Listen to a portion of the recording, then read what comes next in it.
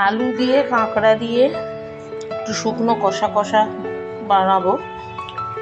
তো তার জন্য কড়ায় তেল গরম করতে দিয়েছি। কাঁকড়া ধুয়ে নুন হলুদ মাখিয়ে রেখেছি, এগুলো একটা একটা করে ভেজে নেব।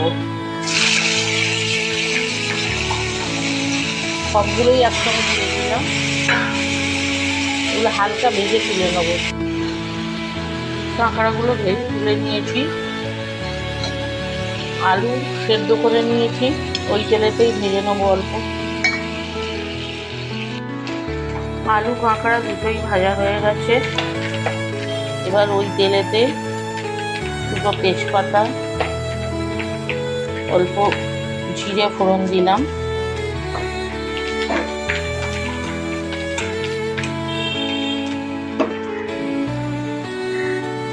একটা বড় পেঁয়াজ বাটা দিয়ে দিচ্ছি,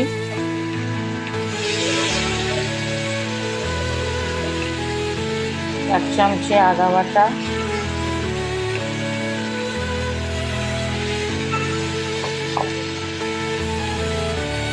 দেড় চামচে রসুন বাটা। এবার এটাকে ভালো করে ভাজবো। হাফ চামচে হলুদ গুঁড়ো, এক চামচে জিরে আর দেড় চামচে কাশ্মীরি লঙ্কার গুঁড়ো দিলাম। ভালো করে ভাজবো। তার সঙ্গে দুটো টমেটো কুচিয়ে দিলাম আর দিচ্ছি পরিমাণ মতো নুন।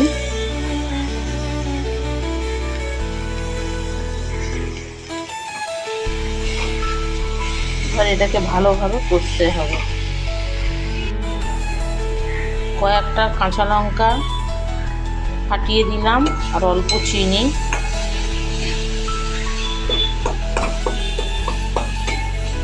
চিনিটা অপশনাল, কিন্তু চিনিটা দিলে এটা খেতে বেশি ভালো হবে।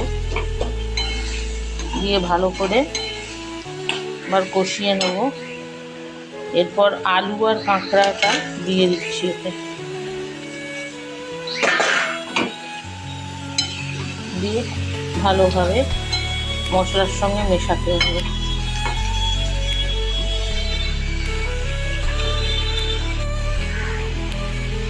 ভালো করে কষানো হয়ে গেছে, এবার অল্প জল দিয়ে দিচ্ছি।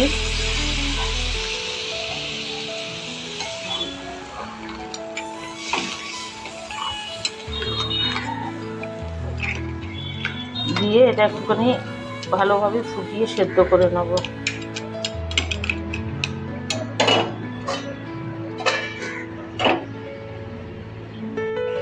কাঁকড়াটা হয়ে গেছে। এবার অল্প গরম মশলা গুঁড়ো দিয়ে দিচ্ছি। আমি বাটা দিয়েই করি, আজকে বাটাটা নেই,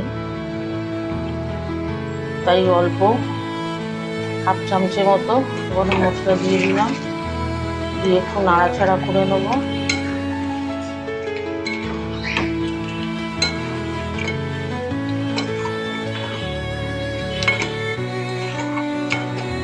এবার বন্ধ করে দেবো গ্যাসটা।